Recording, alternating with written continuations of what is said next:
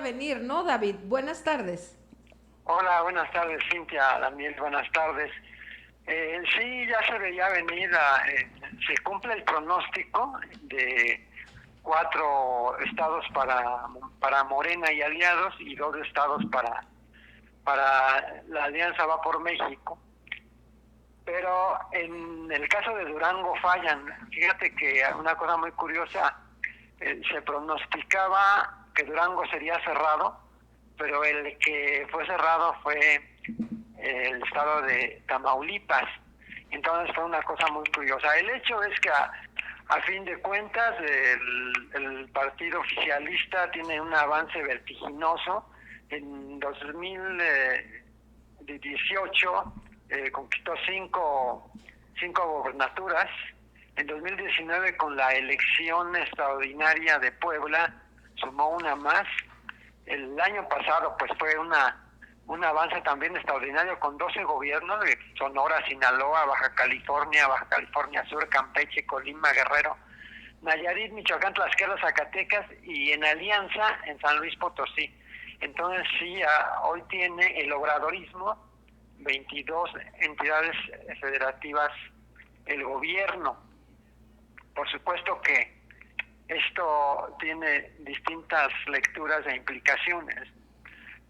Una de las explicaciones puede ser también la manera en que se volcó el aparato de Estado a hacer campaña en esas entidades, ¿no?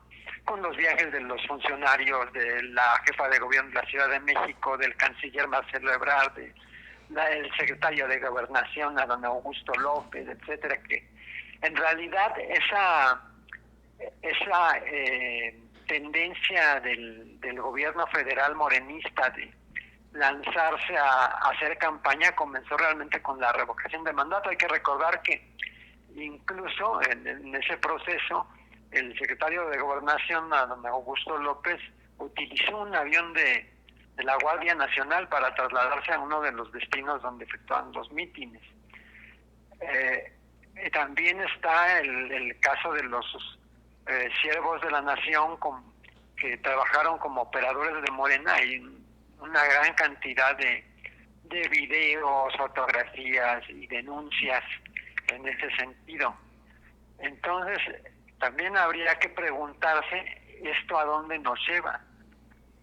Con una cantidad tan grande, que son 2/3 de los gobiernos locales, de los gobiernos de las entidades federativas, y con esta tendencia a violar sistemáticamente los ordenamientos electorales, a volcar a la fuerza del Estado en los procesos electorales y a fusionar, de hecho, aparte de la administración pública o de las actividades y cierta cantidad de recursos de la administración pública con el partido Morena, pues habría que preguntarse si estamos hablando del regreso de un partido de Estado. Sí, y fíjate, por todo lo que leímos y nosotros pues lo vimos de lejos, ¿no? Y por todo lo que mencionas y detallas en estos momentos, como que el PRI de sus tiempos, pues nosotros dijéramos de los malos tiempos por el actuar, ¿no? Pero pues los priistas dijeran de los buenos tiempos cuando ganaban, pues las prácticas muy iguales, muy parecidas, muy semejantes, como que esas son las prácticas que te hacen ganar, ¿no, David? Sí, o sea, tal parece que hubiéramos construido en este país hubiéramos construido todo el andamaje democrático justamente para regresar al mismo sitio de donde partimos, es decir, el PRI que se resistía al cambio democrático, pues usaba todas estas prácticas. Cuando se ciudadaniza el INE y empieza el cambio y empiezan los partidos políticos a someterse más o menos o de una manera preponderante a los lineamientos y ordenamientos electorales, a las autoridades electorales también, pues comenzamos a tener ese proceso democratizador que da como resultado muchas alternancias en los estados. Hay que decir que no todos ni al 100% fueron respetuosos, ni el PAN, ni el PRI, ni el PRD, respetuosos al 100% de la legalidad. Eso hay que tenerlo muy claro. Sin embargo, creo que esta circunstancia en la que ya el Estado, de una manera decidida, tiene una fusión con el partido en el poder, como es el caso de Morena, pues sí es claramente un retorno al principio de donde partimos hacia el cambio democrático.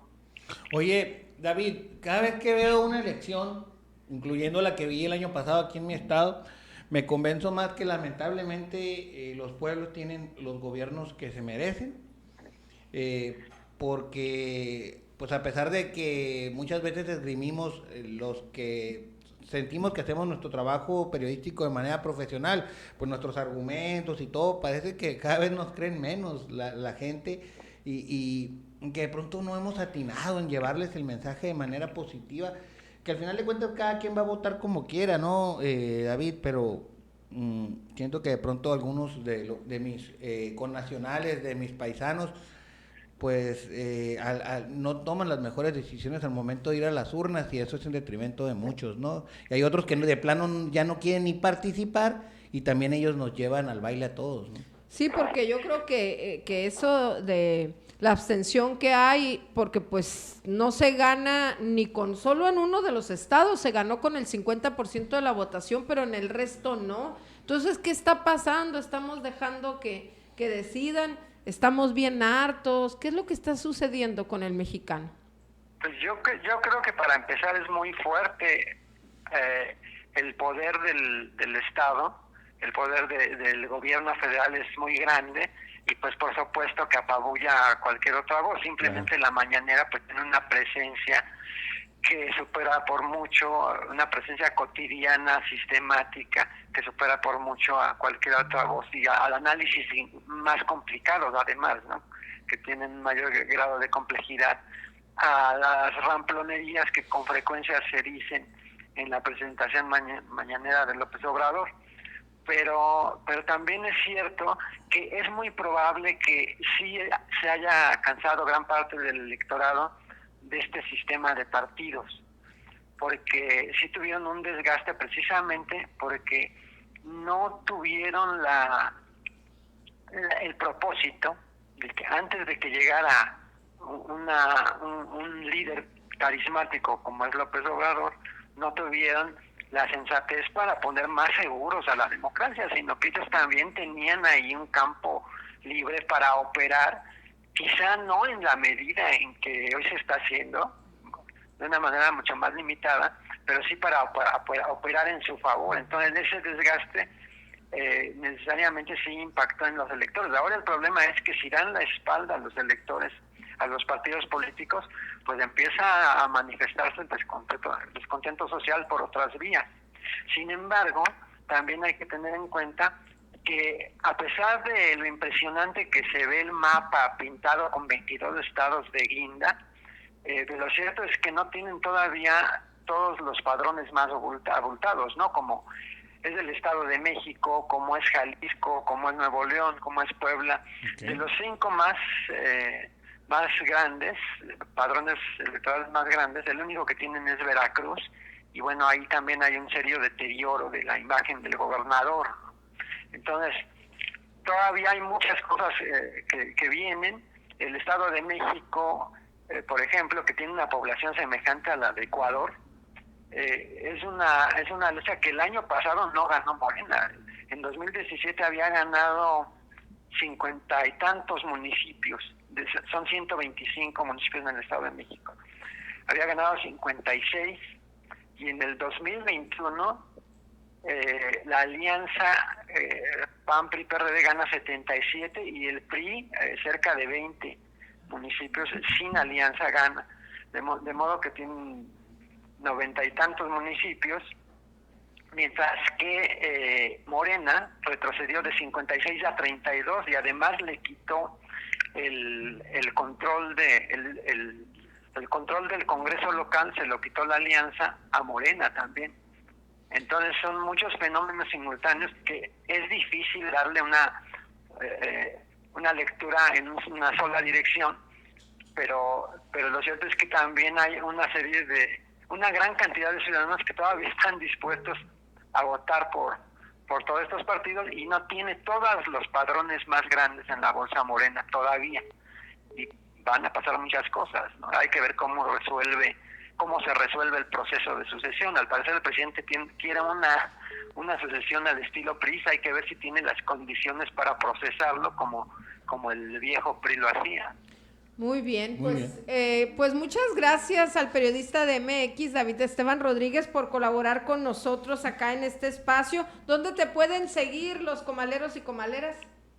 En mi cuenta de Twitter, que es @David, tal como suena, y por supuesto en la revista mx.com, es el dominio, ahí pueden consultar nuestros trabajos.